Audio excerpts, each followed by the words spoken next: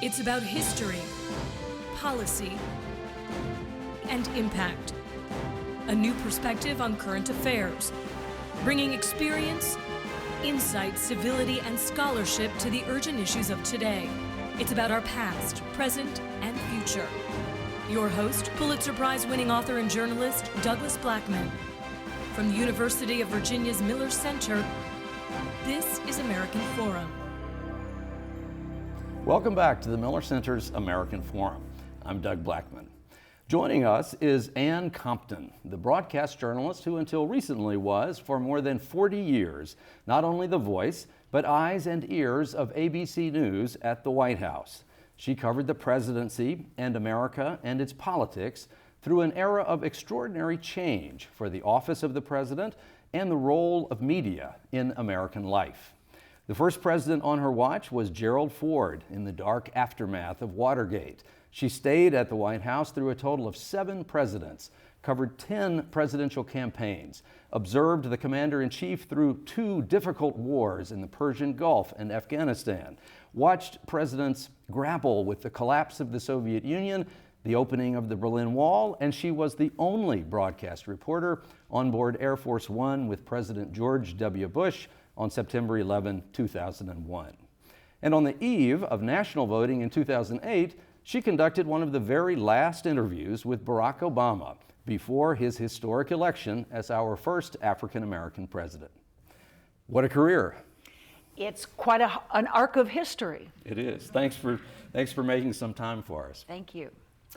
The span of your time at the White House really is profoundly remarkable. I think in particular that when you arrived, it had only been 5-6 years since the first presidential election in which a substantial number of African Americans had been allowed to vote in the South, and then you remain at the White House until the time that there's actually an African American man sitting in the Oval Office. To be able to see that kind of arc, not only domestic politics and how the electorate changed, how it grew, how the way that we tell presidential election and policy stories have changed, and of course to see the age of the presidents. They were so old when I started, and Barack Obama's the youngest president I've covered. He's the only one who was younger than I was.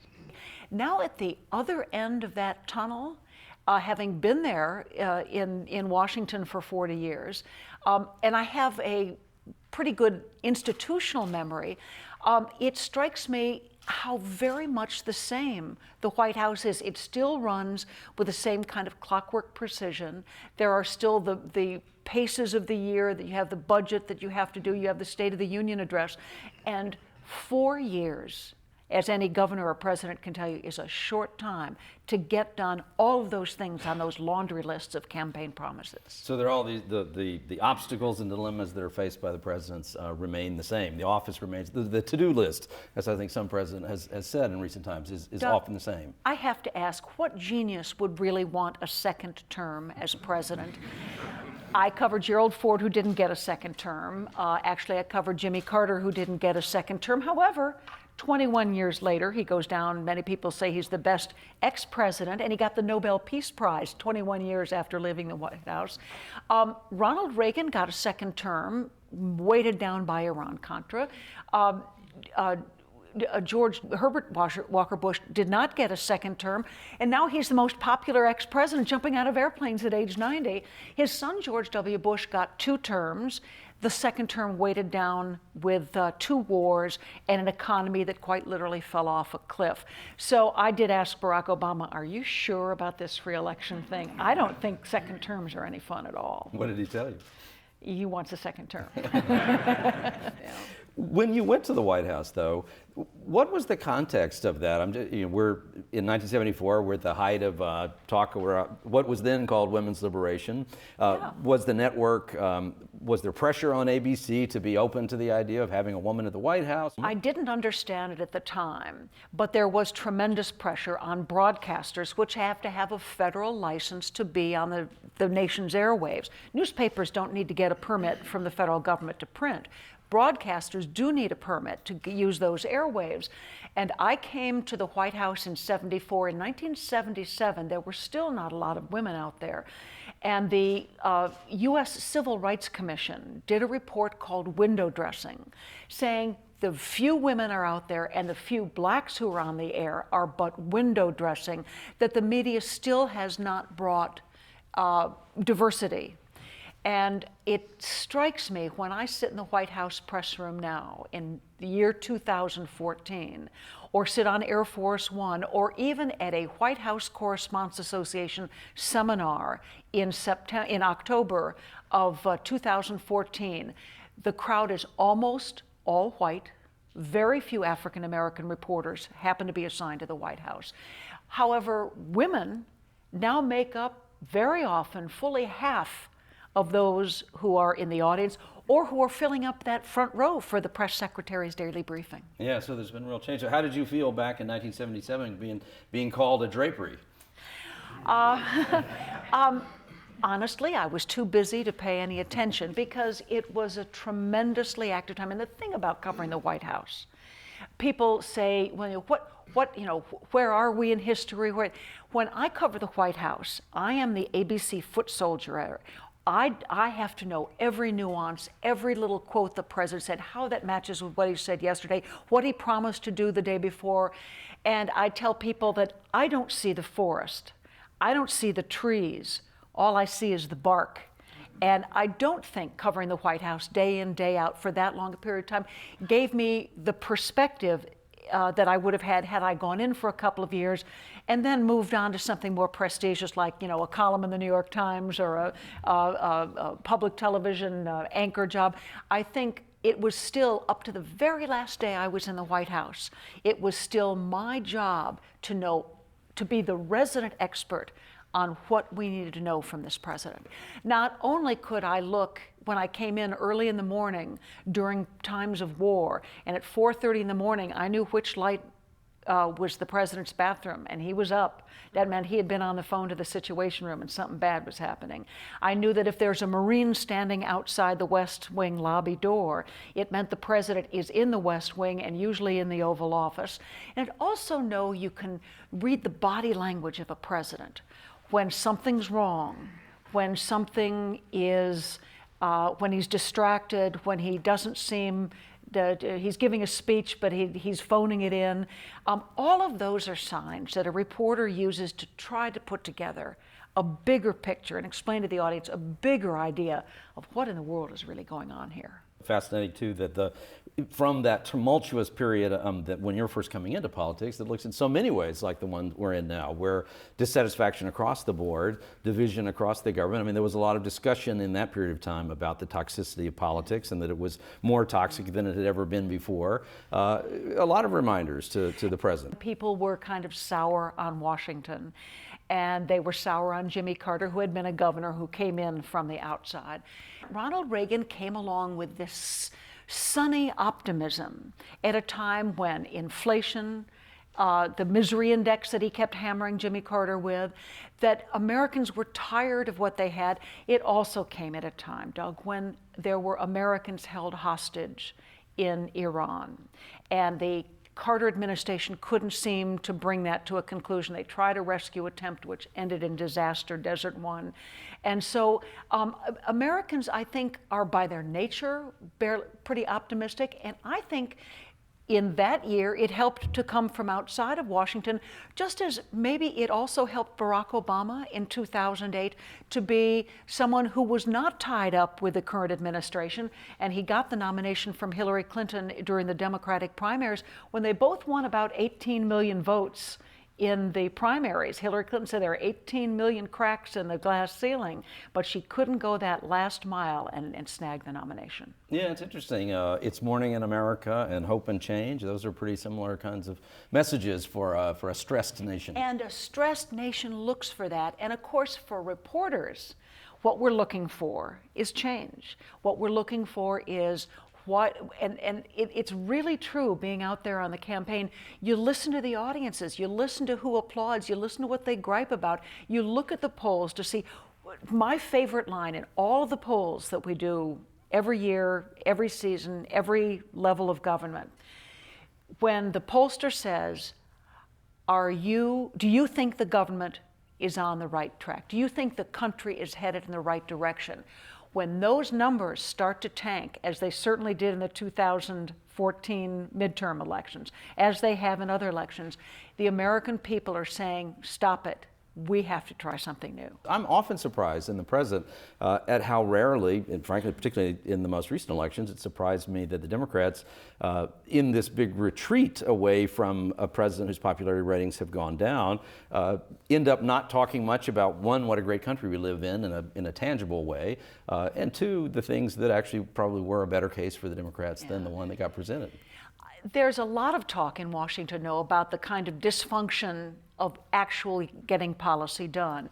And that has changed dramatically since that, either the Ford race in 1976 or the Reagan victory in 1980.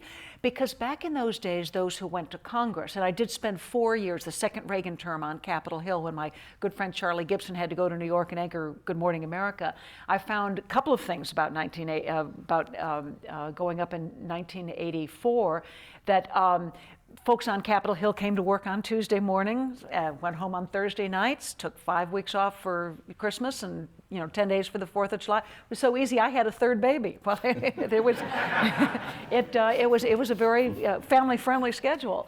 But it came but back then, the Republicans and Democrats who led the two sides in Congress, whether it was the Republican Senate, which came in with Reagan, whether it was the longtime Democratic hold on the House, they did manage to get things done.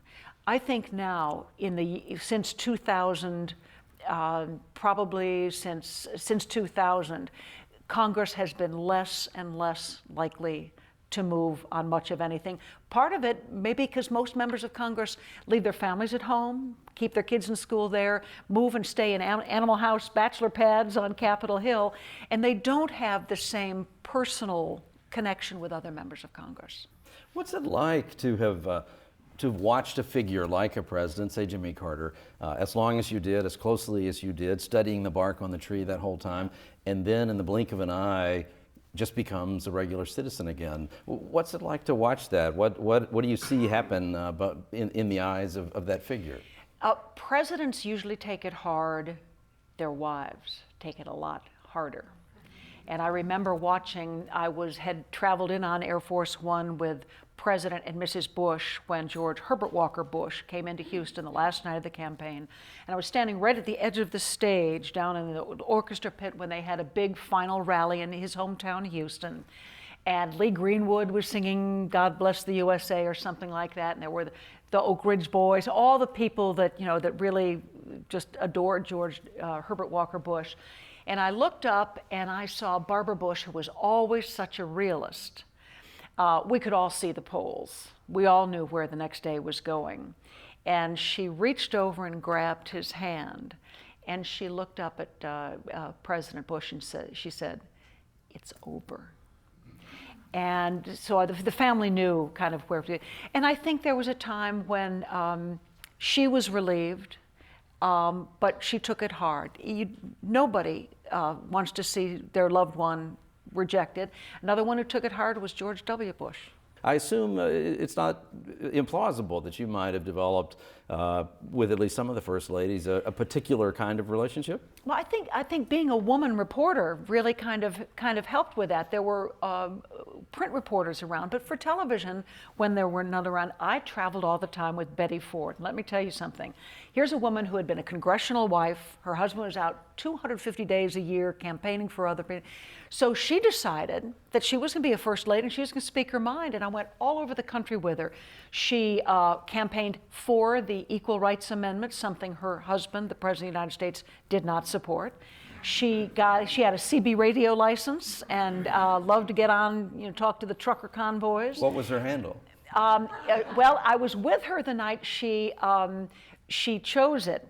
And she had been a modern dancer in her youth until she had some back problems. And she wanted to be called Native Dancer, which of course was the name of a famous racehorse, right?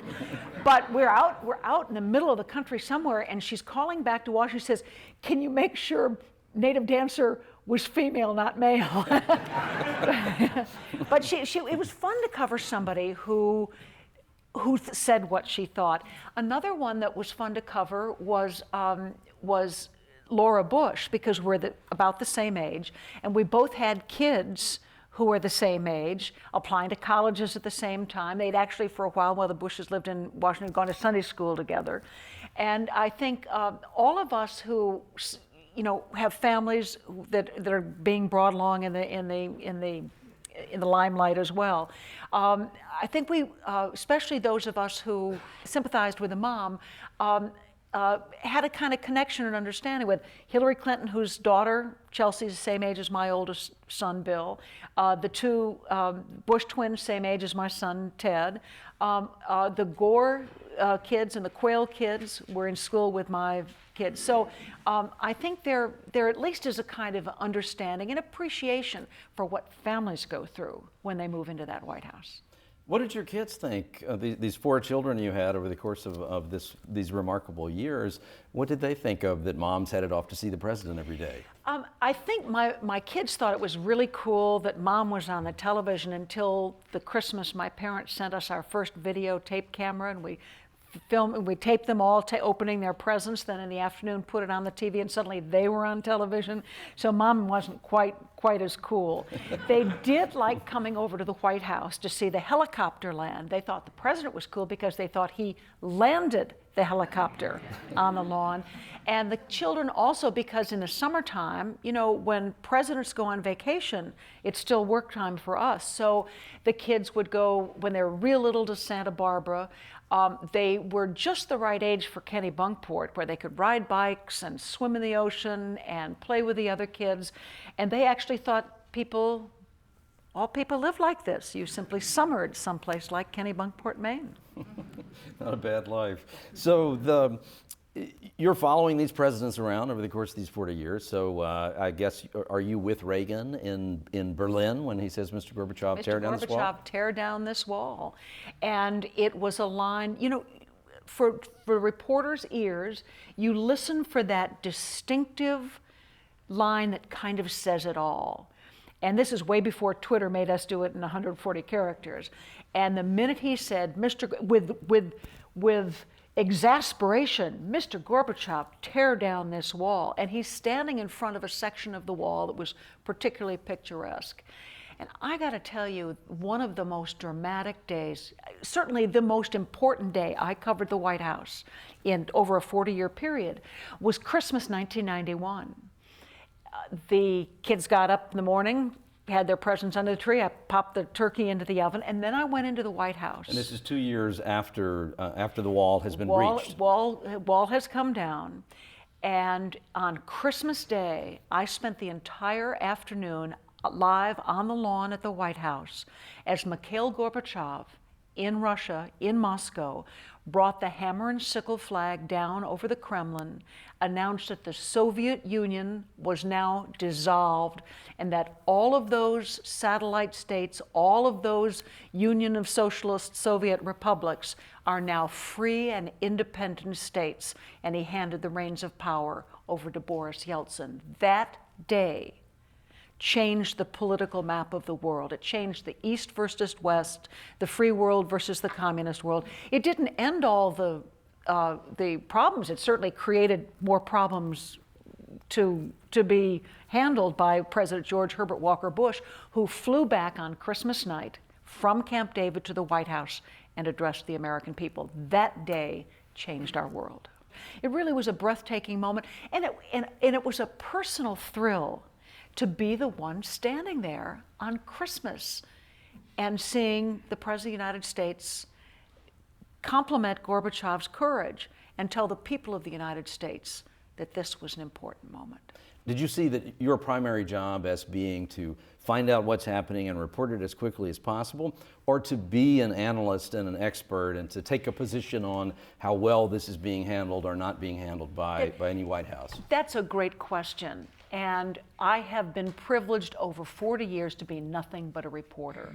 I don't have to cast judgment on whether a policy is the right one or the wrong one.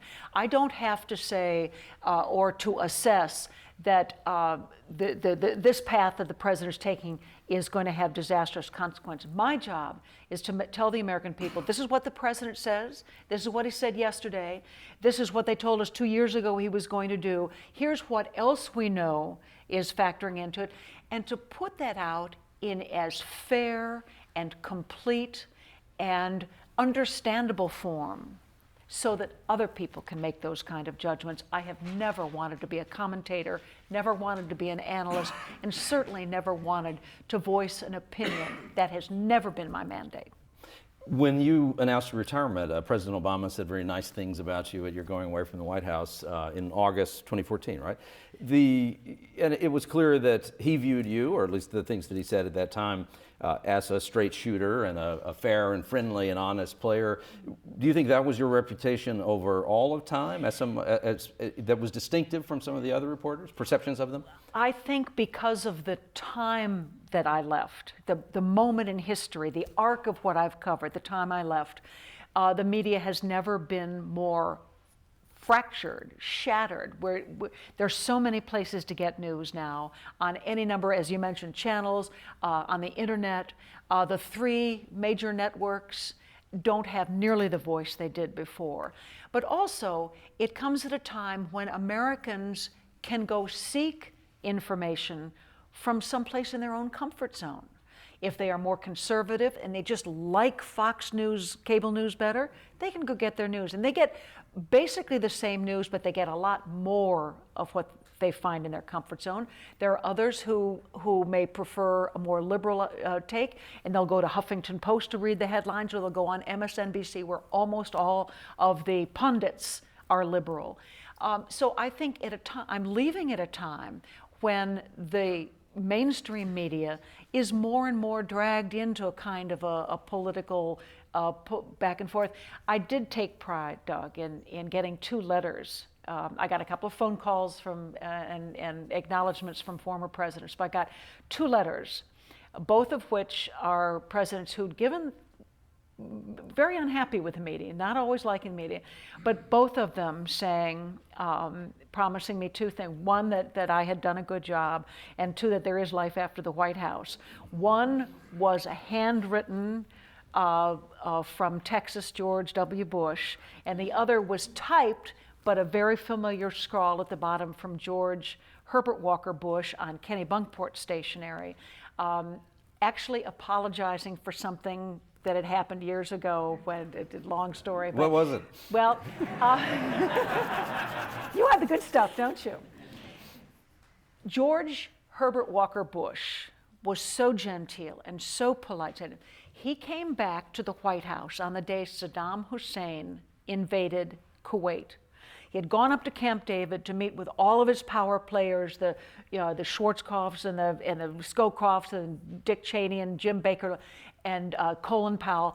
What will we do about this? And George Bush comes back to the White House, lands in the helicopter, gets off and comes right up to the ABC News camera. Everybody gathers around, and he was a left-handed. With left fist in his right fist, he said he was so rewarded that even the Arab world was uniting against Saddam Hussein. And I blurted out, look at the front page of the Washington Post. Your good friend, King Hussein of Jordan, gets in his jet, flies to Baghdad. There's a picture of him embracing Saddam Hussein. George Bush turned around and barked at me, well, I can read. What's your question? Knocked the wind out of me. I didn't know how to respond. So another reporter said, well, what do you think? Next day, he's about to send Defense Secretary Dick Cheney to Saudi Arabia to offer 500,000 troops to dig into the desert. And I'm called up to, just outside the White House, outside the Oval Office, and I'm handed an envelope with my name written on it. It said, to Ann Compton, it's personal, underlined twice. On the White House stationery, a little card that said, Dear Ann, said you did an excellent job asking questions in our little press to and fro. I wasn't pleased with my answers to you. And under the initials GB, he drew a happy face, wearing a frown. The President of the United States writing an apology to the press.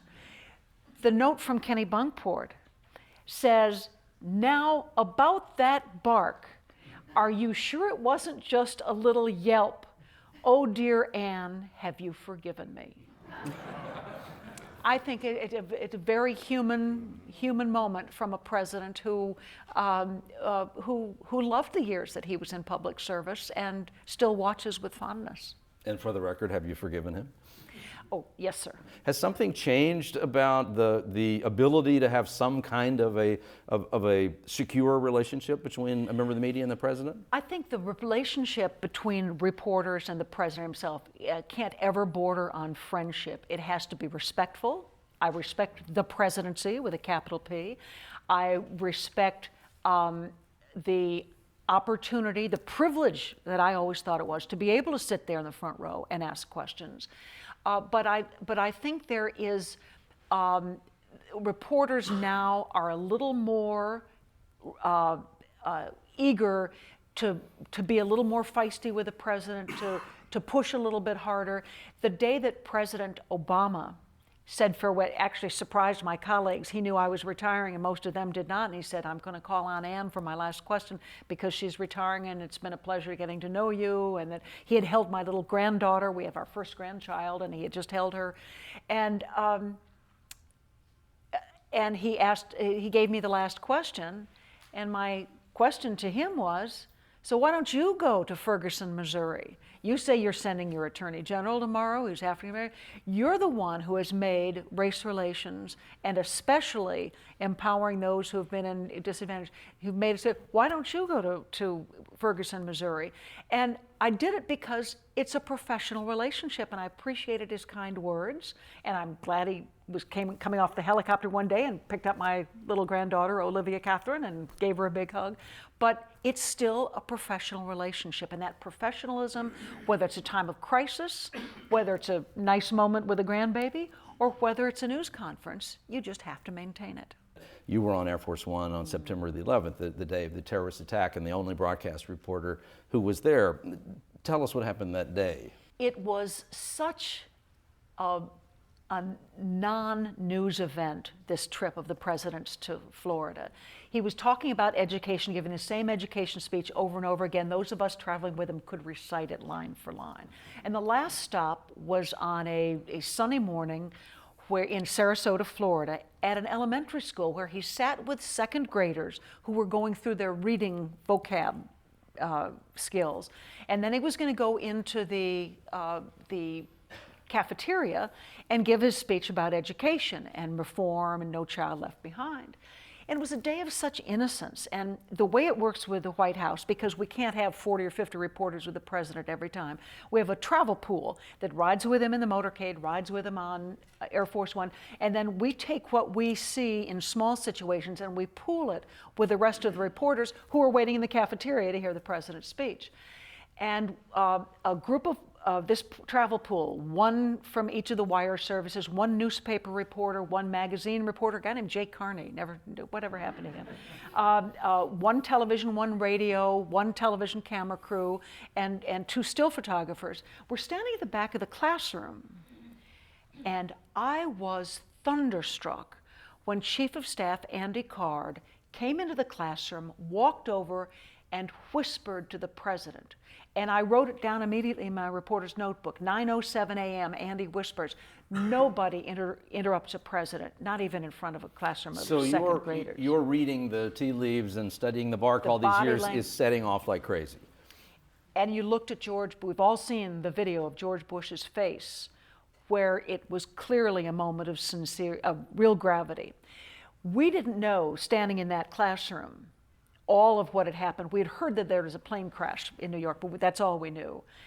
And so I went over to the side of the room where Andy Card had retreated just a few feet. I had covered him in his father's administration, George Bush's father's administration. I knew him well. And I caught his eye and I made the sign of an airplane going down. Andy Card nodded and put up two fingers. One plane, a problem, two planes, serious trouble. President Bush stood up and said he had to go, went into another room where they had a television and secure phone, and obviously he watched the second plane hitting the trade centers.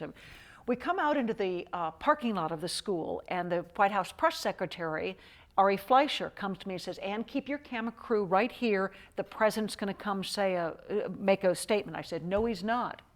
I'm in a parking lot with a camera plugged into nothing. You have to go into the cafeteria. Our live cameras are already getting that signal back to New York." They didn't want to scare the kids, but it was clear something horrible had happened. He did come into the cafeteria. He said, "It's a apparent terrorist attack. I must return to Washington. We will bring them to justice." They raced us in the motorcade to Air Force One, which is already, the stairs were gone. They got him up through the quick internal stairs. They threw us on the plane, slammed the doors. We rolled to take off, and then the Pentagon was hit. At that point, there was no way for George W. Bush to go back to Washington. I know he took a lot of flack for not going back, but you can't take Air Force One into a city where a major building like the Pentagon is in flames. We flew for hours on Air Force One, and in the bulkhead wall of every cabin, there's a television set recessed into the wall. And back in those days, Air Force One could get a real shaky signal from the ground. And we watched the first tower fall, and then the second.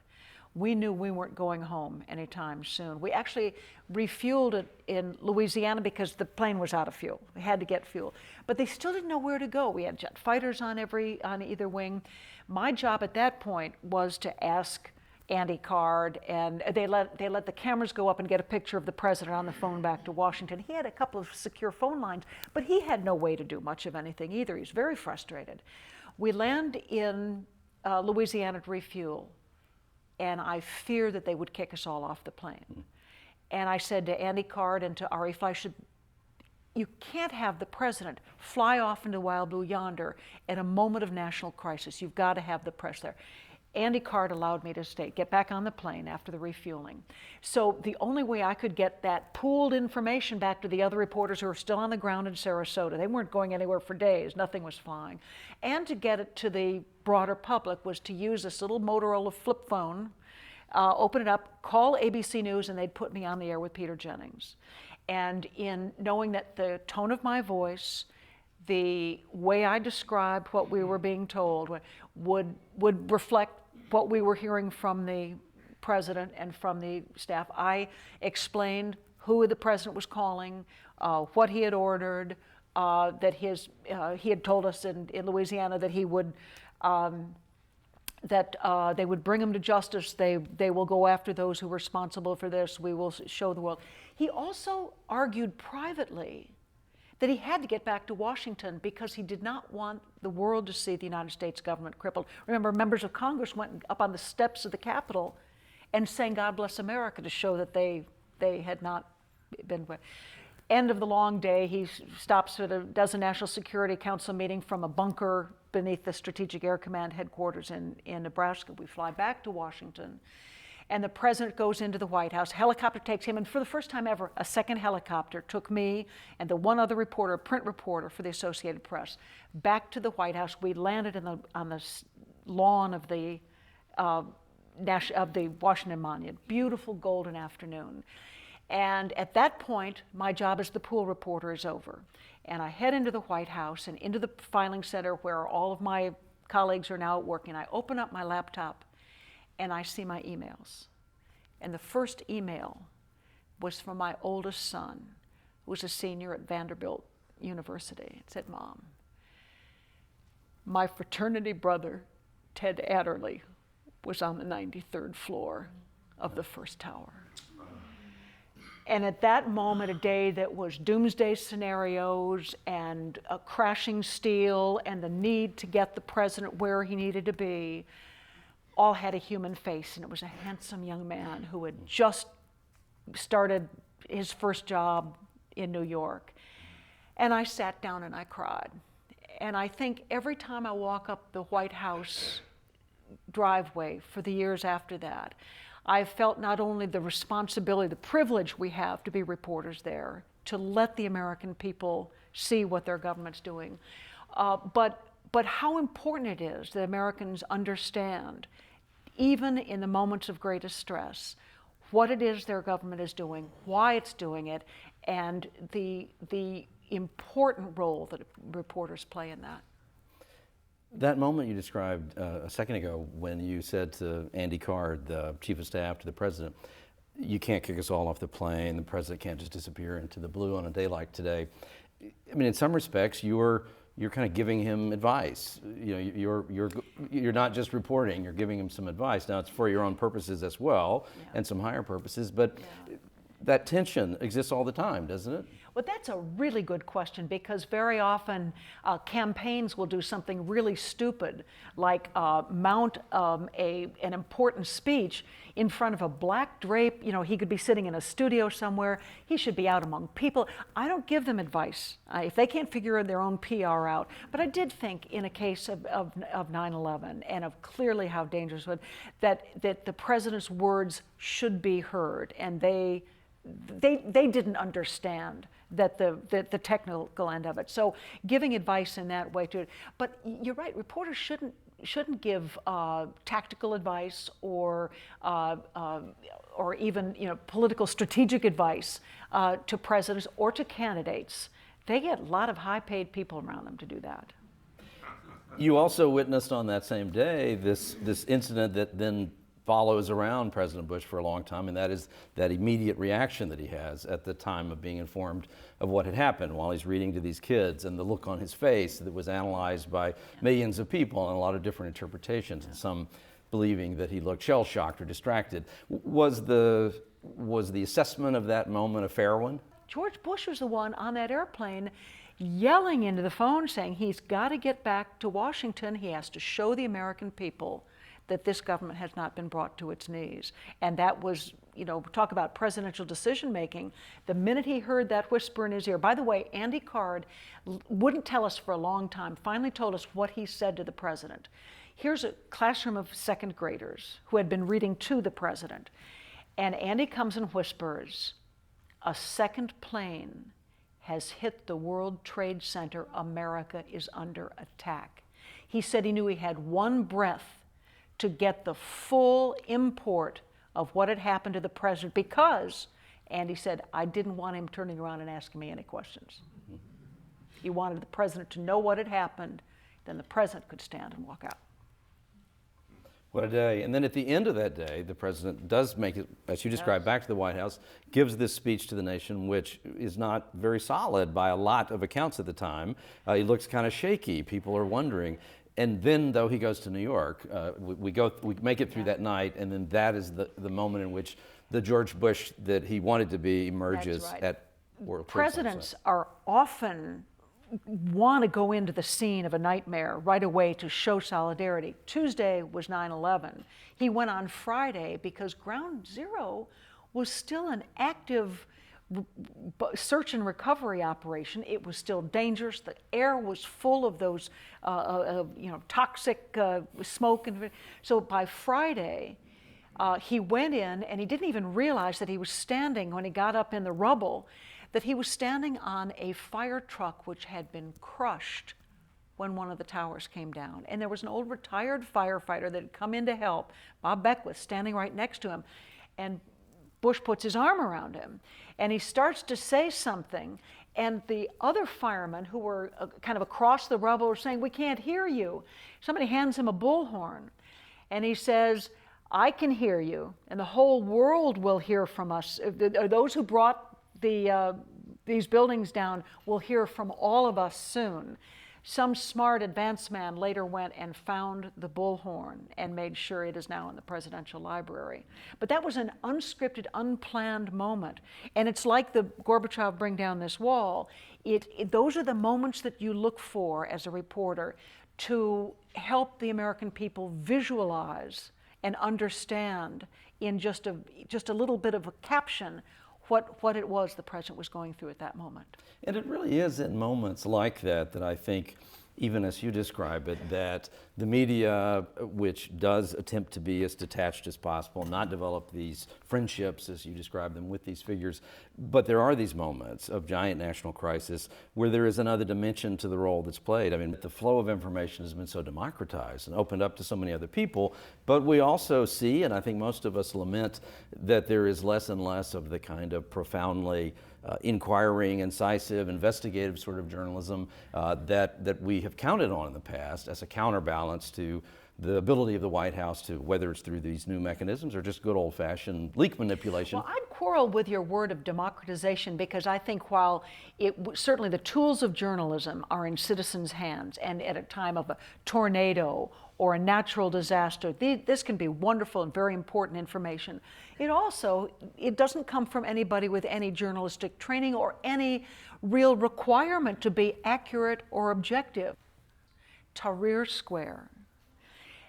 When you put the tools of journalism, cell phone cameras, you put the means to publish in their hands, the internet, and you give them a national or an international audience on any of the social media or on websites, you have now made citizen journalists out of untrained but people who are right there witness to history. ABC News now has a what they call the social desk. Take the Boston Marathon bombings. There were people tweeting and putting up videos immediately there. You never knew what was right.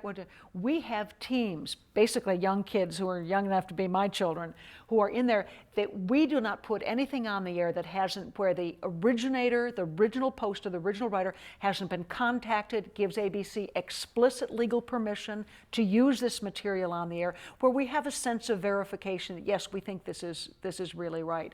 So we have given, I think a lot of us as journalists feel we have ceded some of this editorial ethics to citizen journalists, and that's not always a good thing, but we try to be careful to make sure that what we put on the air has some verification behind it.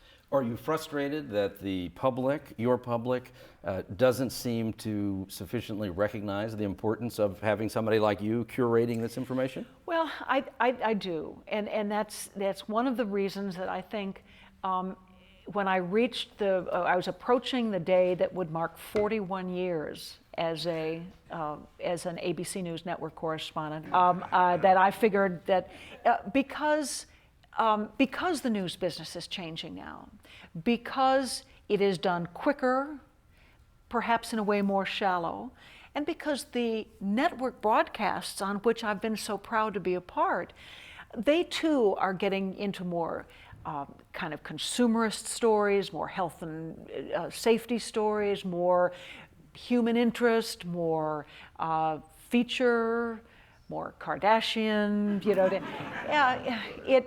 it's a process, but I do think that the Americans who really want a long, serious investigation or an explanation of what Obamacare is really going to be like in this next round. Where did ISIS come from? Why are we fighting these people? A better understanding of why did the economy fall off a cliff in 2008, 2009, and what can we do to make sure it doesn't happen again? You have to go looking for that kind of thing now, and it's not as much in the mainstream media as it used to be. Well, we had in your seat not long ago James Rison from the New York Times, terrific White House reporter and a reporter on the national security leaks and abuses by some ways of perceiving it. I asked him about the relationship between the National Press Corps and the White House and the ability of the White House to, in the vacuum, or what begins to be a vacuum of reporters doing some of the kind of work you just described, how do the reporters who are still there deal with the leak campaigns, which are not accidents really, and the ability of the White House to drive a news agenda, oftentimes making an organization like the New York Times sort of an organ of the administration? Administrations have always sought out ways to get its own story out, probably through the most amenable news organizations. And they will always try to get their own side best best case scenario out there. And reporters are always going to be looking for the rest of the story, which turns out to be somewhat buried under administration. So that happens. It happens even more in campaigns. The messaging of a campaign really seeks to get its own message out there. And reporters just always have to be, not only reporters have to push for that more information, we have to work for editors and producers who insist on giving us the time and the airtime and the print space to get some of these stories out that tell the full story. Did you ever deal with the dilemma, though, of that? On the one hand, all the reporters of the White House, everybody in Washington really, is under tremendous pressure from their organizations to be the first to report very significant news, to be the first to report what the White House is going to say tomorrow. And this system develops, of course, that the White House is offering information up, but if you can't really put that information, if you can't offer some assurance that, yeah, this is going to end up on the front page of the New York Times, Wall Street Journal, or leading the broadcast at ABC News, well, then that phone call may not come to you the next time. It's been a terrible problem for journalists ever since I've been in Washington. The newspaper folks used to object that the TV reporters got all the good scoops because the administration wanted to see it either on the evening news or on Good Morning America, or they wanted to see it on CNN 10 minutes later, and they could count on CNN using it to fill up time. More than that, I think the administration wants to make sure that when it gets something out there, it goes to where it will get maximum play the quickest. And frankly, right now, with the cable news networks vying for viewership, sometimes more eager to get things on the air than others, what we really do have is an administration, any administration, can go and find ways to get the early edge of a story out. There are some who, the antidote on Capitol Hill is they could tweet something that would then override what the administration was saying. For reporters, it is always that gamble. You want to be the one to get the story, but if you aren't getting on the air or not getting in the paper, you're not getting those phone calls returned to you. And then there are the stories that overwhelm all of that, where the manipulation falls away. For instance, so where were you when you first heard the name Monica Lewinsky? You know, here is a dirty little secret about covering the White House. So few of the blockbuster stories come from those of us who were sitting in the White House press room. Remember, I said my job is to see the bark, be the expert for ABC News on everything that happens in there. ABC News actually assigned someone from outside the White House who could spend the hours and the time away from the White House to go after these stories. Now, we contributed. I got to some White House employees that were very helpful and confirming a lot of information. Remember the name Monica Lewinsky, ABC had the name from this, our fellow correspondent, Washington correspondent who was not assigned to the White House. But until we could verify it through the prosecutors and the government people who were after it, the Drudge Report, a citizen journalist who has a website, put the name out there. It turned out to be right, but that was the first internet story. That was the first internet blockbuster, where internet leaks and internet running with stories that had not been verified went out and carried a story longer, faster, farther than any story I'd ever covered. One other thing, and you'll appreciate this. Look at the time, the President Clinton was starting his second term. All of his big initiatives were first term. He was down and doing events about whether you make uniform car seats all uniform for all kind of cars. Much more small ball than he was used to the first time. The economy was doing great. There were no American forces in combat anywhere in the world. There wasn't much news out there, and man, Monica Lewinsky filled up a heck of a vacuum. And so, as you saw this story taking off through this new medium of the internet and racing away, and the traditional media trying to catch up to it, did you look at that and say, wow, this is an amazing new world, or, oh hell, what's happening here? When you're in the midst of it, all you're worried about is who else can I call? Who else could help me with it? Who else would who would really know something and would be willing to talk to me? And that's why the reporters outside of the actual White House press room very often have the time, resources, to dig deeper and deeper and further and come up with some of the best, not just the sensational stuff in the White House, but the best stories on what is North Korea really doing, the best stories on where policy is going in the Middle East, I think, and on the economy. So very often, while it's important, we still need the foot soldiers at the White House to report on what the president's doing. It's still the kind of the center of the journalism universe. The reporters who are unleashed from the confines there, are very often the most productive ones. In the 2012 presidential campaign, let's look at that for a second. In the course of that entire campaign, if you look back on it, I don't think we could identify, correct me if I'm wrong, a single story out of the traditional press corps that seemed to meaningfully change the course or the dynamic of the election. And that's because one of the most important moments came from what appeared to be a bartender with a GoPro camera, just turned it on and let Mitt Romney talk about the 47%, and then it made the rounds on the internet where most of us weren't watching, and the grandson of a former Democratic president grabbed it, got it into it, and it became a really big story. But it makes it into it makes it into Mother Jones, a partisan publication, and that's exactly.